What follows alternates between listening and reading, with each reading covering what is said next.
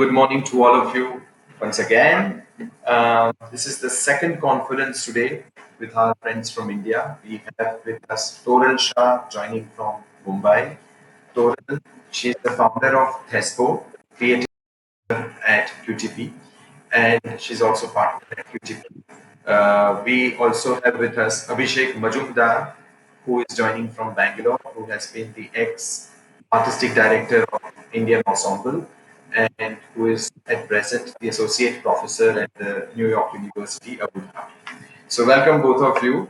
A very welcome to both of you.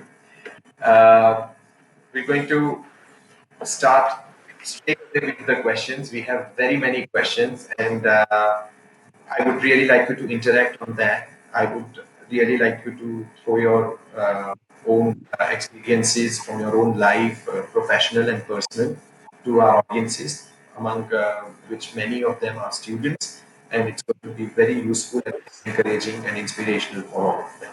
So once again, I call this session open now for the questions. And my first question is, when did you realize that you wanted to develop a career in or related to the performing arts? And how did you plan to follow your passion professionally? It's, I guess, just the people you meet at some point. At what doing my undergraduate degree, we were doing the annual English department productions, and I was handling properties one year, and we were running the whole festival. And it was a little bit of an extension of the same bunch of people saying that wouldn't it be wonderful if we could do this as a career. And we did pursue it part-time for a couple of years while I was doing my master's, and then there came a point when you have decisions to make.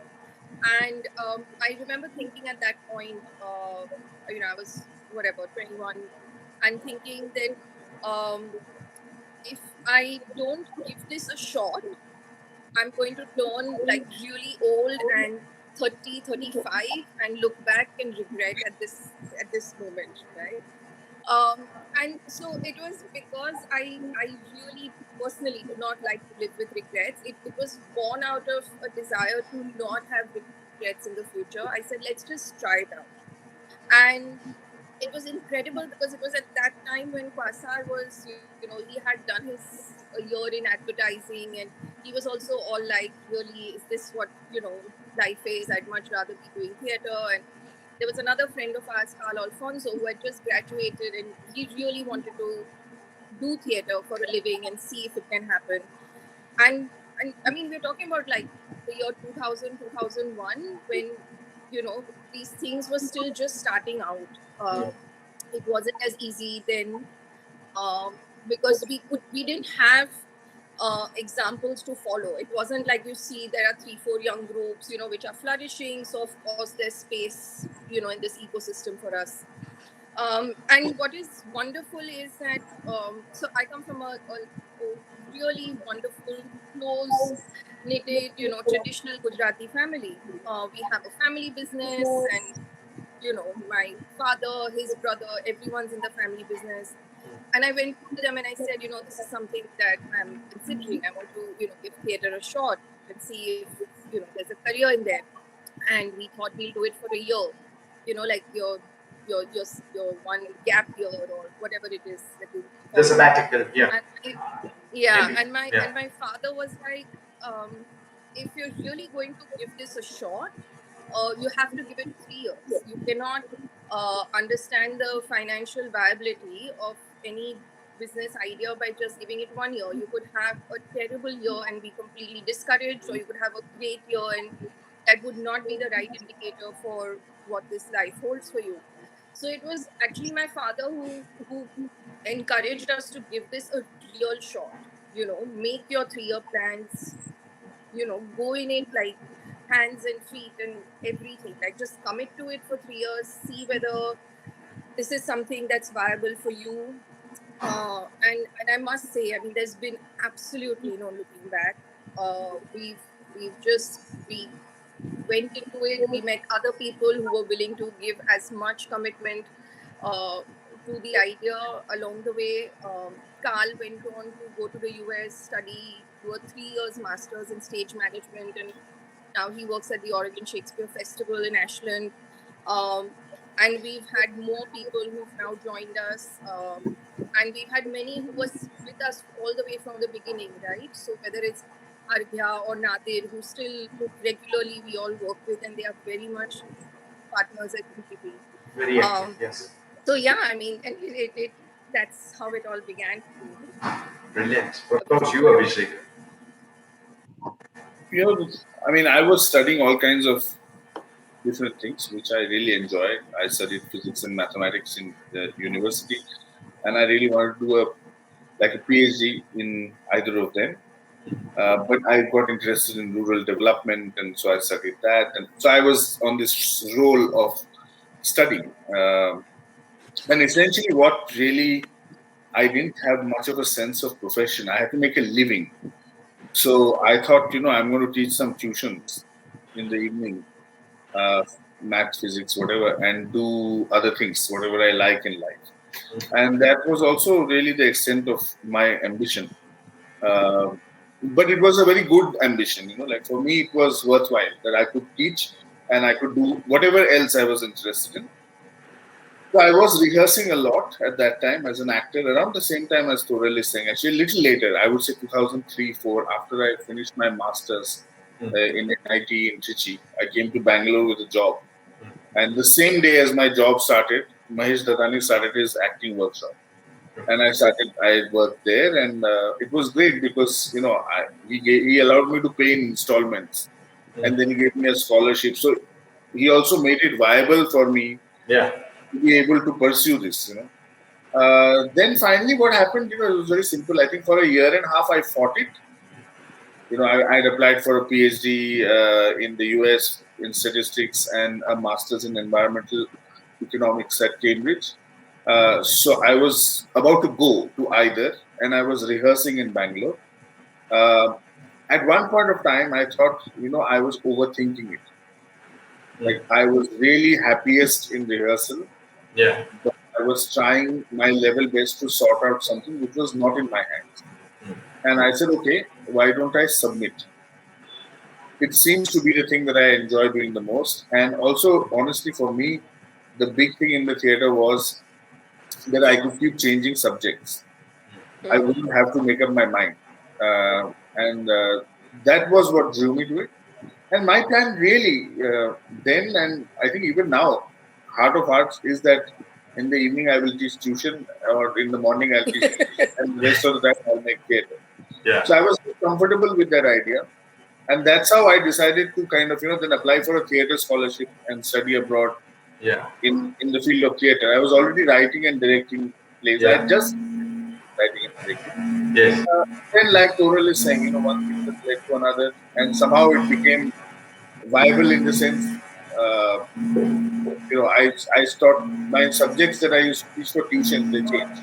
They no longer remain physics and mathematics. But basically, it remained the same. Yeah. All right. And what about your family? So I understand Torel's father, who was from the beginning, he suggested that you should. He all actually helped her by giving her a business plan that one has to invest at least for 1,000 days. So go ahead like that. Typical Gujarati business-minded calculation के किस तरह से आगे जाना चाहिए. How was your family reacting to it? Were they supportive? Were they skeptical? And Torel, what about you? The other people in the family, the friends, your closer circle? So, I mean, I have to say that yes, my father did give me the idea about how to approach it, but the entire family has been incredibly supportive and excited by the work that I'm doing. Yeah. So it is not like a grudging support. There is full engagement. There's very positive support about the work we are doing. And like Abhishek said, right, like each production is dealing with different things, and you can't help but engage with these issues that our plays are dealing with, or sometimes we whether they are workshops or young people, or whether it is TESPO and getting plays from all over the country come down. So my mother has just been incredible. while she came from a background where she was not allowed to work after getting married, but she was absolutely like, you have to do everything you want to do, and you know, I'm here, I'm 110% behind you. And the other thing I must say, and I've said it even before, is that when we were rehearsing in those early years, there would be late rehearsals after work when we were still part timing, and if it wasn't for the support of the fellow members in the cast and crew, right, like Arghya and Nate, who would make sure that you get home okay even after a late night Yeah, rehearsal. that's very important. So Yes. your folks don't have to worry about how are you going to get home. You can't go to rehearsal if it's at night. Like, Yeah. they all just banded together. I mean, I know I'm just mentioning two, but there were so many of them Yeah. who all just made sure that everyone in that room was able to be there, Yeah. right? So whatever support you need outside the room in order to be there in the rehearsal room or at a show, Yeah. that was offered. Yeah. And I think that that is where I feel like a lot of us in theatre talk about our families in theatre, right? Like, each Yeah. play becomes like, each cast and crew is one family, Is one family true? because there is so much of this emotional, moral, logistical support of, pick up and drop off and whatever it takes, but you're not going to miss rehearsal because of it. True. We can help it. We are there for you. Everybody, yes. Sorry. Yeah, and I think that as a young woman, I think that that really helped me stay in the theatre. Yeah. Even though it might have been my idea to do it, but so many people enabled me to continue that thing. To pursue it. Yeah. Yeah. Pursue your passion. True. Very true. Because I mean, in my personal experience of running Fanatica here in Ahmedabad, a lot of students who also come and train with us, or sometimes they even join the repertoire. So they perform regularly and start earning the money, but still they face a huge parental pressure about considering it again twice, because it's not a very secure career. So that is going to be my next question. But before that, I would like to hear out from Abhishek. What was the reaction of his family, his wife? I don't know Yeah. if you were married then already or not, but what were the challenges and how did your close people react to it? Yeah. Well, but actually, there are two answers to this. The first answer is that I lost both my parents by the time I was 15. Oh, So I kind of had to figure this out, and I also feel very grateful to my parents. I think they taught my sister and me a lot of things in their short life, which I still find myself dipping into during moments of my own life. Uh, so one had to work this out. So I mean, yes. I stayed with my sister and brother-in-law, and I somehow within me had this thing. Obviously, as you can imagine, that I have to quickly get to a place where, like, I get back to where life would have been if they were alive, Yeah. and then I can go from there. Hmm. So I think that is what also led me to study management and get into a software company, because I just wanted to be like the other kids. Like, Yeah. part of me was this real need to belong. Part of the trend. Yeah, to be part of my peer group, which was part of my peer group earlier. Hmm. So partly it was that. So obviously there was, but also I come from a family where there would be no objection to something like this. Like, my sister was very supportive. Everybody was very supportive. My mother, when I finished 10th standard, she died just before I went to 11. She insisted that I should study humanities, and I used to have fights with her because I wanted to study sciences, which much later in life I realized was not usually the case. Yeah. My parents were both in JNU, so I grew up in JNU. So you can imagine, like, this presence of humanities and theatre and Yeah. ideas generally was Hmm. present. We were not very professionalized, Yes. which is something that I had to learn on my own. Yeah. Like, unlike Toral, what she's saying, I should say that part of the snobbery of where I come from is the rejection of business. Hmm. So one had to learn that that snobbery is not helpful for anybody. In fact, like, when I was a child, when our parents would get angry with us, my mother, she wouldn't say, "Ke tum ye banoge ya wo banoge." She would Yeah. say, "Ke tum bade hoke business karoge." Like that's the worst thing you could do in It your was a life. gali. Yeah. It Yeah. was like it was because if you were a working class person, it was great. Like if you were a porter, you were a Yeah. malik, it was not a gali. Yeah. But doing a business. But one had to de-learn that. I think we all come from backgrounds which have taught us things and Yes. have also given us prejudices. Yes. So we've all had to deal with both the Both. prejudice and the learnings, I Yes, suppose. yes, yes, yes, yes. But that's very interesting, especially about this snobbery part when you talk about it. So that is where this next question leads us to, that the financial security is not a negligible reality in India. And I think that No. the major parental concerns come from. How did you work to turn your passion into a wage earning profession? What were the strategies that you employed? Because a lot of people they succeed in convincing their parents or their immediate peers around them. But uh, then the bigger struggle begins. It's about how to generate the resources which actually feed you. Because you are pursuing your passion, you enjoy doing it, but then it has to become also a wage earning profession so that you are able to survive and sustain. How did you manage to do that? What were your strategies that you employed? No, I have to say that the most important strategy, if I've ever had any, has been to not compromise on the creatives.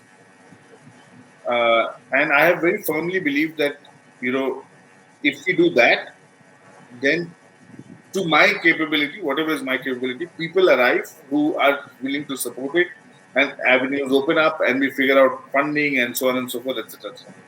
I often say that in Indian ensemble we had this model, which I call the Dasharath and Kaikai model, which is this: that when somebody says that we want to give you money, you say no, I don't want right now. I will ask you when I need it. That has been so successful in the Ramayana that imagine if she had asked on that day itself, she wouldn't have got away with what she asked. But she Yeah, asked it when she needed it. So I've also always felt that, at least from the work that I've been part of, not just stuff I've directed, but also acted in or whatever, uh, there is always a diversification, right? Like how you work in England is different from how you work in Bangalore, are different from how you work in different kinds of things. I have not actually taken up any project which I would not like to take. That has never happened in my life, no matter how much money was offered or whatever, because I would die if I had to do it. yeah, But we shared whatever we earned equally. yeah, That was the idea. Unfortunately, what happens is that then we are assuming that everybody is also earning somewhere. Like I earned by teaching in a school. mm, Somebody else was earning by doing ad films or whatever. mm, I don't know if there is a group like ours, like the mm. kind of Coral and I do. I'm not sure if there's a group of our scale which only does performances and does not do events, does not do anything else and survive. I doubt it really, and we Mm, can go to that later. mm, But this was pretty much my model, and like even with like when I finished drama school, I got mm, married. The next thing I did was I got married. mm. So I didn't really start working. And it was not that we were rich or we inherited wealth or we just had to teach in a school, which was great. But I have to say that even my wife, Pallavi, she was very sure that I am going to be incapable of making a living outside of this this thing that I have. Like I can teach Yes. in a school or a college, but it wouldn't be. But I have to say that that worked out. I think things Yeah. added up Mm, uh, because nobody is making a living alone. yeah. We are also part of a community, so Mm, everything that each one of us does also opens up avenues for the other. mm. And often I tell my students that I'll close with this. Something I tell my students is that we feel that we are working in the theater, and sometimes people get frustrated by that. Mm, But it's also important to remember that the theater is working for you, mm, but it is working behind your back. mm. You don't get to see it. You don't see your HR department. You don't see your marketing department. You don't see True. your. But there are people who are working on it, and it True. will affect you. So you keep making your work in whatever scale you can. If it is two platforms, it's two platforms. It's okay. If it's a theater, then it's a theater. Yes. That's what I. Very well. Yes. Good. No, I mean I have to agree with Abhishek that it is not possible to sustain on just performances and ticket sales alone. All theater companies You have to have, other paid work which subsidizes the productions that you're putting up. The paid work could still be in the field of theater, but it is still required to subsidize the stories that you want to tell, Mhm. right?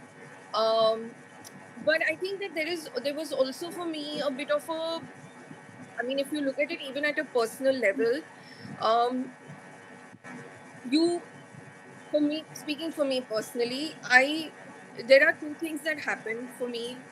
One is I am very very privileged. Okay, I come from a financially stable, comfortable, and very supportive family. Mm. I still live with my parents, and that's fine for all of us. We are very happy to be living together. For example, Mm. there is no way I could have worked in the theater and bought an apartment for myself in Bombay. That Mm. is, that there is no one who can debate Beyond that the statement. imagination. There Yes. is no question about it. Like so. Then there are these choices that one has to make at a personal level, Mm. right? Yeah. A lot of my friends who might have had the careers that Abhishek would have had he gone abroad and not stayed on in the workshop, Mm. is that they have these corporate lives.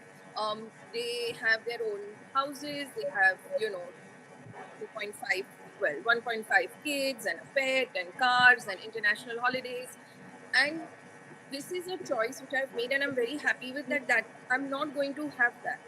Mm. I'm going to, still take rickshaw and taxi and the Bombay local trains and go to NCPA when I want to. And I'm absolutely happy and okay with it. So I think a lot of times, given that this conversation is about making a career, Mm. a lot of times when young people are starting out, I don't know if um, they have the maturity to see that there is going to be a long term impact on a lifestyle. Mm. Mm. It's not just about the work you do, it is about the kind of life you're choosing to have. Mm. And my life is very very enriching from the work that we do, the stories that we tell, the people that we meet. Yes. I mean, I would not trade that for anything, right? Yes. Neither would Abhishek, I'm sure. Mm.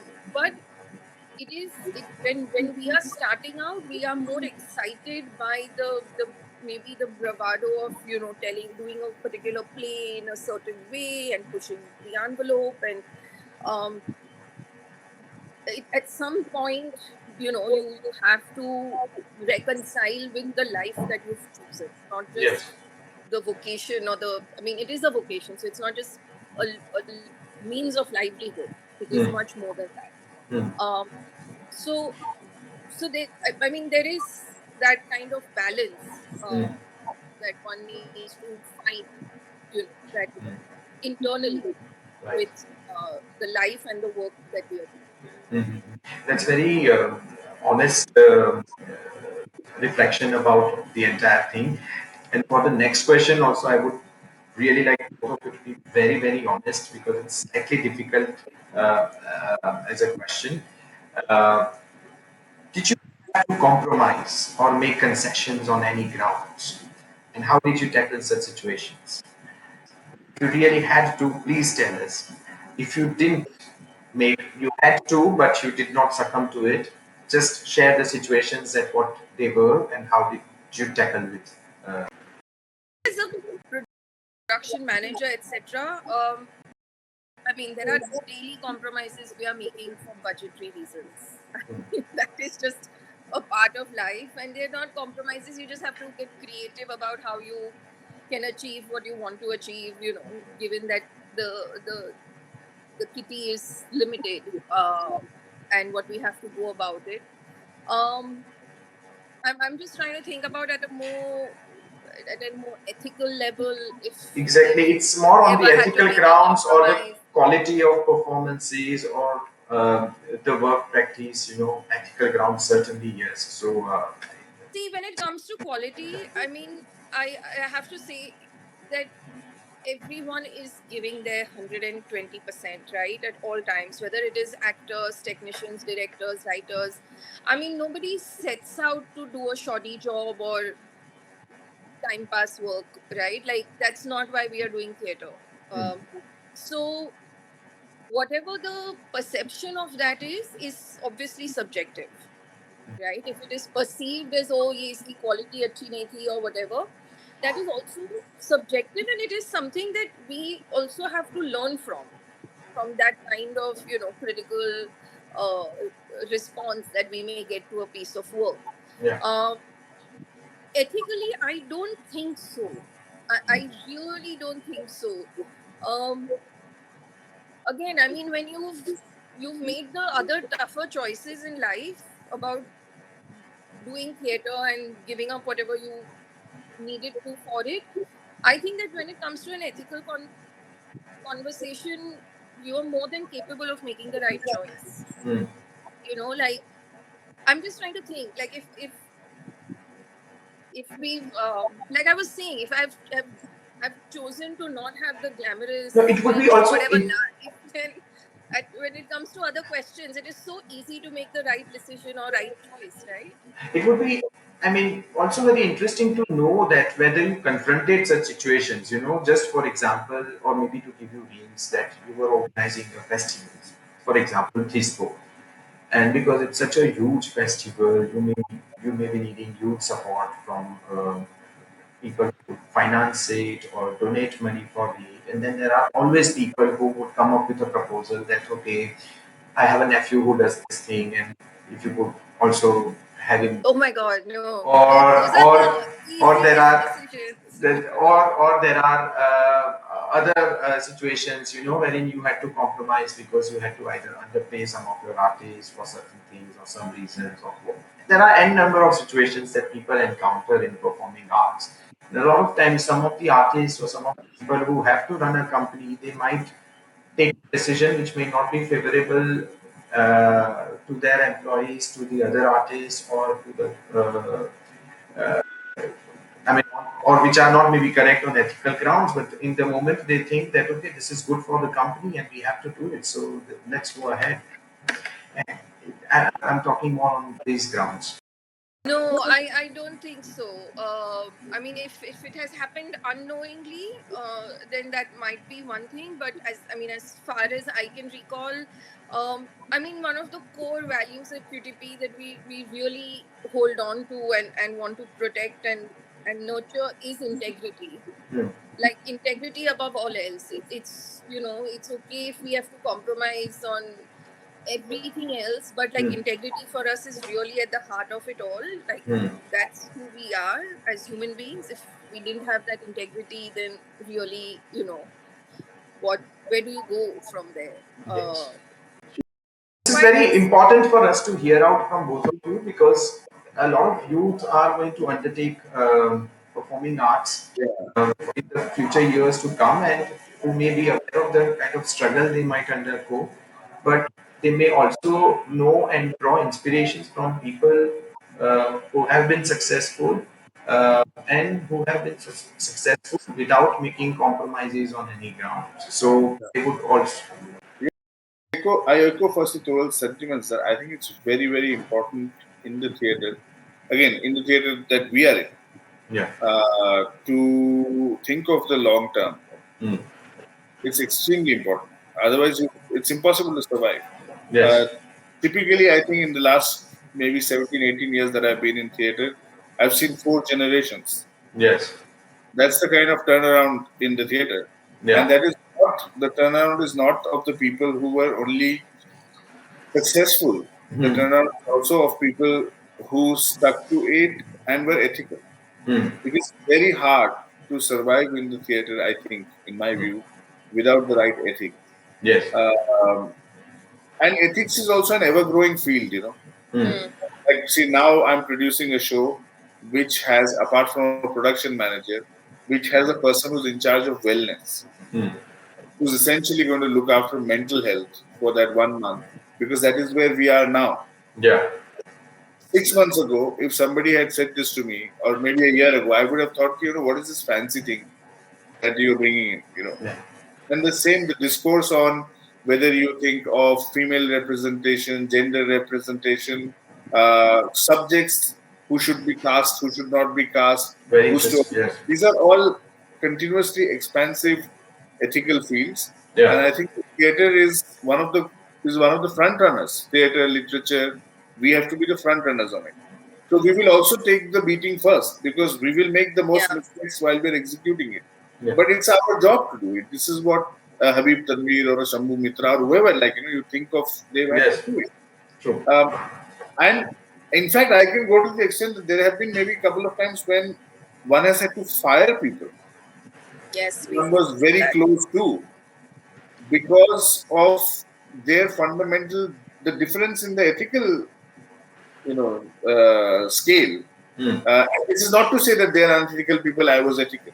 Yeah. It's just that that particular decision, that particular choice, seemed unethical at that moment, and Mm. for someone else, it might seem like a workaround. Mm. And I think those are the hard ones. When it is ethics and non-ethics, it's very easy. Mm. When it is ethics versus यार ये तो बस थोड़ा सा left जाके right आ जाएंगे, that Mm. is the difficult one. Mm. Uh, and for me as a director, mostly it has been about saying no to gigs. You Mm. know, I've had to say no to a lot of stuff which I did not believe in, and they were sometimes very big festivals, very big shows. And for me, the test of making a play is that when I'm sitting alone and nobody is watching me, nobody is there, do I want to think about this subject or not? Mm. And if I'm not going to enjoy thinking about the subject when I'm alone, I don't want to make that play. It's as simple as that, no matter what scale or whatever it is. Mm. Now, for me, the internal ethical challenge is if I said yes to something, Mm. then I went in, I got frustrated, and then I did left, right, and center. I yelled at everybody saying, "Yeah, tumhe bhi kaam nahi aata, tumhe bhi kaam." But actually, I am frustrated because this is not my thing. There is Yeah. maybe another director who can Do it do better. this. Yeah. Once in my life, I can tell you again, there has been a play which it's not that I didn't want to do it, I Mm. wanted to, but I would have wanted to take longer. Mm. But what happened is, my daughter was being born at that Mm. time, this is 5.5 years ago, Mm. and I didn't travel anywhere that year. Mm. I was at home. So Yeah. I earned almost nothing Mm. outside from the international work that I do. Yeah. And when we went to the hospital, they said it would take whatever an amount of money for the whole thing. I Yeah. saw the rate card. And then a theater had called me and said, "Do you have a play?" Mm. Only time in my life I have said, "Okay, how much will you pay me?" Mm. They said this much, which was exactly the amount on the rate card. Yeah. I said, "Yes, I'll do it in 2 months." Mm. You can say that is one moment I compromised. I should Mm. have, you know, Yeah. I compromised on it. And I think I will compromise in my life if it comes to my child. Mm. If I have to do something for her, yeah, I'll do an ad film. I mean, I don't think people who do ad films are bad. Yeah. It's not. Yeah. Yeah. I'll do an ad film. But if I have to make an ad film for my daughter, I'll do it. Thankfully, I haven't had to do it so far. For that. Now, the next one is a little bit cliched sort of a question, but again, in an academic structure, this is of a great interest because the students also want to know from you. If you could share with them about your artistic process, while working on a project. So, how do you begin, develop, and execute a project? What is your process like? Great seminar, Chintan. Yeah, all together. But very briefly, if you could still, highlight some of the aspects of it. Lot I do is as a producer or creative producer, um, and there are three of us who run the company right now. Yeah. There's Vivek Rao, there is Quasar, and I. The three of us run the company together, and whenever we are going to embark on a new production, I'm just going to keep it to productions and not the other Yes. thing we do. It is one thing we know for sure is that we have to all three unanimously completely buy into the script or the project, or if even if we are producing a show that's coming from abroad, then that we are all three 100% convinced about it being a story that has to be told and it being a story that QTP wants to tell, right? So that has to be unanimous. It's not a 2 versus 1 or one person has a veto, none of that. So that process does take some time to research and have a dialogue and to thrash it out, to go down the path of best case scenarios, worst case scenarios. How do we want to produce it? What is the life for this show that we envision? What is the nature of the process itself that we want to engage in? Because each production has a different rehearsal process, a different casting process. Who are the kind of creative collaborators we would like to work with? So a lot of this happens in dialogue with each other, and I think the benefit of that is that there may be things that we know, but in dialogue we articulate, and and we work through the empty patches and the blank spaces, and they are filled up. So it really, we're going, when we embark on it, finally when we start, it is from a position of strength, because we've looked at it from different angles. I mean, the process will obviously still throw up curveballs, which we'll deal with later. But if you have a plan A and a B, then it's easier to deal with the odd curveballs that come your way. So I think it's very important to have that kind of clarity. To not just go in on a whim when you're embarking on a new production, it's not just one conversation or one scene which should determine why you're doing the play. You have to internalize it before you can even start work on it, right? At some level. And I mean, as far as productions go, again, so a lot of what I'm saying is also talking about processes at QTP, because I, as a producer, have been very, very fortunate to have an organization, right, to work with. I mean, I don't have to keep freelancing, and some of the processes that we have put in place are, expectation settings with the director and the creative collaborators, and the actors and the crew, right at the beginning, when we all come together. And I think that is also something that in the creative field, sometimes those conversations don't happen, because we buy into the idea and the vision, right? But it is important to, as producers at least, or even as a director, it's important to have the conversation about what is expected from each person on that team. It is, we would like to say that rehearsals should be minimum, 8 to 10 weeks, like minimum. Like if you want to take more time developing something, brilliant. But Yes. from the time you have a performance draft of something, you have the whole cast and crew together. I mean, something general, right? And every director will have a different idea, Different artistic process about, yes. Yeah. So if we've worked with different directors over the years, and each one comes with a different approach. True. So sometimes it feels like if you're working on something that has a lot of comedy or something, for example, then over rehearsing it takes away from the moments that are being created, right? I mean, everyone has different approaches to.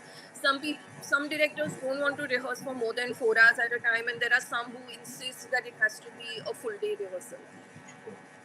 Like you have to spend the day together. There are some projects which have to happen in residence, so that everyone lives and works together. Yes.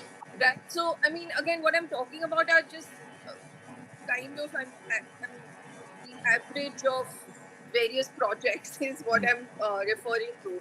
And that's very interesting, because you're opening up a China fan like a thing to the students, that they also, because they still have not confronted the professional realities of it and how does one work. This is also how they're getting an exposure to actually work with people who may develop different processes, and they can also realize that there can be just more than one different processes, and how are they. So something I'd just like to clarify here is that because QTP is a producing house, right? It functions very differently from what a repertory would function. Right? So when we are doing something, we have the base, and then we can bring in a director, we can do an open call for auditions, bring in whichever actors we want to work with, whichever musicians we want, designers we would like. So that kind of build of a show is different from how a repertory would How function, are it before? right? Yes. Or a director-led theater group would function. Yes. So again, there are many structures True. that you can look at when you're starting your own theater outfit. Yes. So that's also something to keep in mind. That I mean, each one has to, through trial and error, figure out what works for their dynamic, for their group of people. Yes. But yeah, I mean, there is. I mean, you can have all the talent and skill, but rigor, hard work. I mean, all that has to be put in. Yes. The research that has to go in has to go in. The planning is required. The conversations are a must. Communication, big thing True. within a team that's creating something. So Very true. yeah, I mean, those are the highlights. Yes. Abhishek. Yeah, I think generally I'm trying to think what is common, between all the things that one does. So I do 3 or 4 kinds of things. There are shows that I direct, which I have written as well. There are things I direct which I have not written, whether it's a different writer or a devising company. Then there are things that I'm writing but are going to be directed by someone else. And there are things that I'm producing, which I'm neither directing nor writing. So there are all these 4 things, and all of them have a different approach. Generally, and I also run when I say producing, I also mean like producing a lot of training programs. That is a feature of Indian Ensemble, like directing courses, playwriting courses. Also. Generally speaking, I take about 1.5 to 2 years to make a theme wherever in the world it is being made, because I find that to be suitable for the information, for the material to be digested, to put together a team to make that, So that's one thing that I do, keep that much time. Yeah. With the pandemic, of course, everything has gone for a 6 because, all those plans, everything that was supposed to happen last year is happening this year, but everything from this year is going like, it's a mess. Yeah. The calendar. But the other thing that I have to say is that, I'm very particular about this is nothing great. This is what everybody does. I'm just articulating it about the team. Because ultimately, theatre is a collaborative form. There is never an end to learning new things. And over time, one also develops great humility about what one is good at and what one can learn and what can you not learn also. There are certain things I've identified that it will be very hard for me to learn it now. But I have this team who are very fast learners, who are very good at that. So they tell me what to do about it. And then I just hear what they are saying and I say, bhai, aap dekh lo, whatever you say, I'll do on this. Because it's their specialization in that area. So, I mean, I don't want to repeat many of the things Toril has said. It's very similar, actually. True. But the functions are slightly different. Sometimes I'm in a production house, sometimes I'm in a repertory, sometimes I'm myself. But I would say there are 2 overarching things about the team, just to add to what Toril is saying. This is not exhaustive in any way. One is to work with people who we can lose with. Like invariably, if you see our most successful play also has had shows when people have walked out, the show has not happened, like mess, shit has hit the fan. But it's those people that day when you come back to your hotel room and you say, yaar, pata nahi kya ho gaya. Achha, chalo, we'll try again tomorrow. Yeah. That is a very important part of it. And secondly, going back to the question of ethics, I think there is a big difference between artistic ego and an individual ego. An artistic ego is something I value a lot, because if you don't have that, then what are you going to make? Which is to be obsessed with what you're trying to make, whether you're a cricketer or you're a painter or whatever. But the individual ego is often, is a placeholder. It's when you're artistically not satisfied, it's very easy for an individual ego to emerge, and suddenly become a thing. I don't think a theatre company can have any place for something like that. Because there are so many people, one is working with. Right now, there are 5 stage managers that I'm working with. And each one of them is different and each one of them is brilliant. If I go into that room saying that, this is how it should be, it will be stupid, because they're all in different cities and different things. So I think that becomes a very important thing to look out for in oneself and in others. Mm. It's also easy to become egotistical by yourself, no? If you have so many rooms where you can call the shots. And it's Yeah. very important to realize that, like I often tell, again, something my students, that if you're a director, you have to remember that everything that is good about your show Mm. is because of your team. Yeah. And everything that is bad is because you decided to keep it in. Mm. I think if you generally walk in with that, you're okay in the long run. Mm. And that I think is really the process. Others are all details, the nitty gritty. Okay, so we're slightly running short of time. I'm going to skip a couple of questions because we have already found answers to them in the general discussions we have had here right now. So it's one question coming, which is where I really need your reflection. It's about the current situation in India. How can we make a more vocational friendly environment? Uh, and what role could the government play here? And I'm going to combine this question with the next one, which is where how could the academics play a role? What what needs to be done on academic grounds in India? So maybe you could club both the things. If there is a role to be played by the government here, and also the entire system, the academics that are set up here in India. What is the role to be played by them? So whatever I've observed in the last whatever 20 years that I've been practicing, um, just before the lockdown, exactly like a year ago, last March, I would say that things were really, really coming to some kind of a tipping point, right? There were more people working in the arts, in the theater than ever before. And I don't mean actors, writers, and directors. I even mean like stage managers and producers and technicians and designers and, costume designers and light designers and musicians and the works. Mm. We've had so many small, medium, large venues that are now opening up in a lot of the cities. Like I know for Bombay and Bangalore for sure, Mm. because we've been performing at these. They're almost like these neighborhood, community spaces where, because again, like in Bangalore, I know that travel has again become problematic. Like commuting within the city was quite painful at one point, but now having more localized, smaller theaters, people are going, people are engaging with these stories and these artists, and we were really poised at a very, very exciting moment. And we've also at the same time had these gigantic large scale productions happening, right? Like your Disney and your Aladdin's and all of those as well.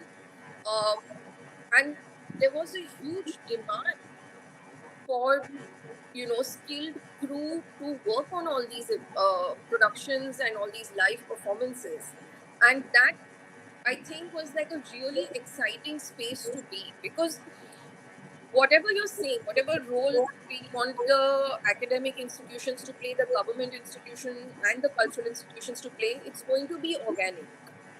And I feel we had come to a point where, because there was so much demand for trained professionals, that organically it was going to create the courses. Like the academic institutions would have to expand, their portfolio to include training for professionals in the live performing arts, Mm. or in the culture sector. Like it is going to happen. Mm. um, it needs it does need a huge push, but just the demand, I think, is the first step to get the ball rolling. Mm. And also, like even currently we have people who may study abroad, come back, or are learning on the job and doing the work. We do have arts management courses like from Europe, which are recruiting people in India. We have like the Junoon Smart program, which is training stage managers. So maybe if the academic institutions and the government doesn't fill these gaps, I know that there are other cultural institutions that are already starting to work towards it. Mm. Um, as far as acting and directing goes, it is shocking how slow our universities are. Given the incredibly thriving like film industries, we have like multiple film industries in India, which produce the trained actors and directors and cinematographers and editors, and it is really quite shocking how few courses are offered by universities in Mm. that field. Mm. Um, but it is I think it has started to happen. Mm. Uh, it's not happening fast enough. It is not happening widely enough. Uh, but it is starting to happen. So your question about what can we do to create the right environment? I think as the arts community, we've really more than done our bit, right? People are going ahead and producing and opening venues and everything. Now we just need the trained people to come and work in To work. all these Yes. projects. Mm. Um, and engaging with the government at a policy level is always going to be a big challenge. We are still a developing country. I mean, there are people going hungry, kids not getting educated. Like, to then, I don't know. It is a tricky one, but I feel like it has also become. Um, there is a huge disillusionment with the government at many levels, not just at cultural funding level. Even if we look at what happened during COVID, taking care of the less privileged came down to individuals. There were individuals who started initiatives, right, to feed people, to just get food from point A to point B. Um, there is a kind of giving up on the government that's happening with some of us. Um, so when you talk about engaging with them, it's going to take a huge um, it's going to have to be a huge rethink of how we live our lives, and then to say, okay, let us Yeah. go to the government and Yes. expect something. I mean, I'm sure Abhishek will also agree. I know he himself was personally involved in some of these initiatives in Bangalore uh, during the pandemic, and I think as artists, I could generalize, I suppose, and say that uh, we are I mean, we are struggling with just expressing ourselves honestly right now. Mm. Uh, Again, I mean, sorry to keep. I mean, since you are here with us, like even with what happened with Jins in Jaipur, Mm. uh, Jins of Eidgah at the Jaipur festival. So Mm. there is a constant struggle to just exist. So then to ask them to do more than that, to more than just support even the existing initiatives is, Yes. yeah, it just stumps me. I don't know how to think like that, I right? see. Okay. Yes, Abhishek. Yeah, I mean, I agree with many of the things that Toral is saying. There are just a couple of things I want to add. One is that I think the government, when we talk about government's role, uh, I think we must recognize that, art and science cannot be left to the market. Mm. In the history of mankind, the market has not developed calligraphy, classical music. You know, you think of the arts and you think of like astronomy, calculus. None of this has been developed by the market. The market is might be an efficient way of generating employment using things that have gone through a phase of research and are developing, newer shape. It can be an effective way of dissemination, but it's definitely not the place to say that, okay, this is where the investment is going to be made without thinking about short-term returns. Mm. That's not how the market works.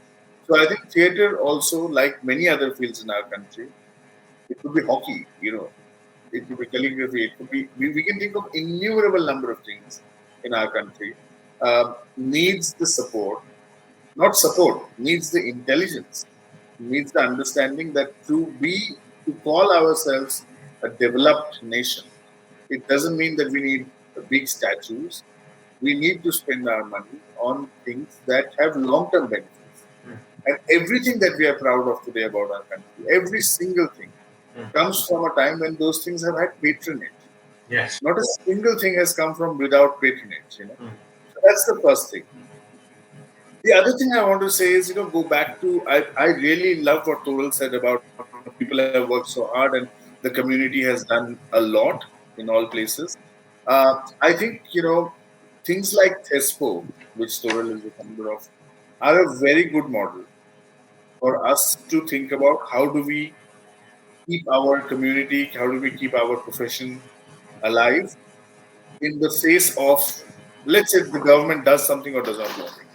Because what happens very, very often in the theatre, I think it has happened over generations, is that one person starts a company and it becomes very successful, and then you become a legend, and then it doesn't pass on to anybody. Then it goes to your child or whatever, and then it just dies. Then that company just makes plays that were very good 30 years ago. But TESCO is one such initiative, which I think there are more of now, but I can't think of offhand of some things of that scale. Where essentially when you're 21, when you're 22, when you really are starting out, you're interested. Somebody comes and says to you, come, we have something for you. And you're not hanging around. You're actually, I love hanging around. Hanging around is great. But you are given a platform, you are given a space.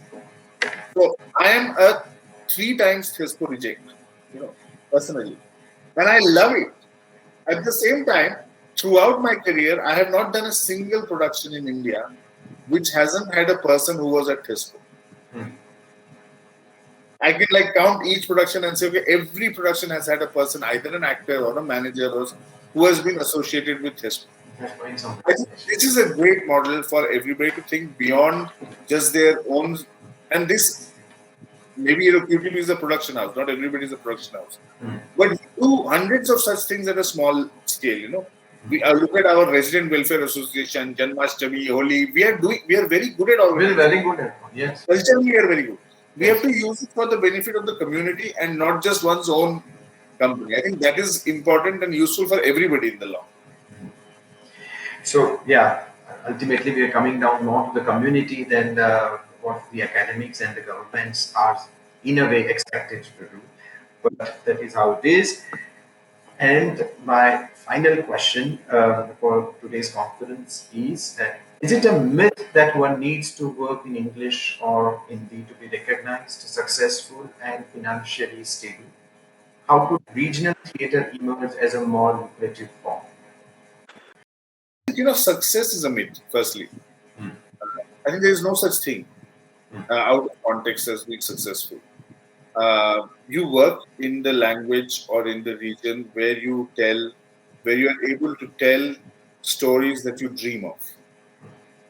And that's it. I don't think if, a Tendulkar or a Nabokov or a Susan Sontag were to sit and think, how do I succeed? What language would be the right thing? I think 99% of the ideas of this world would have just died of that.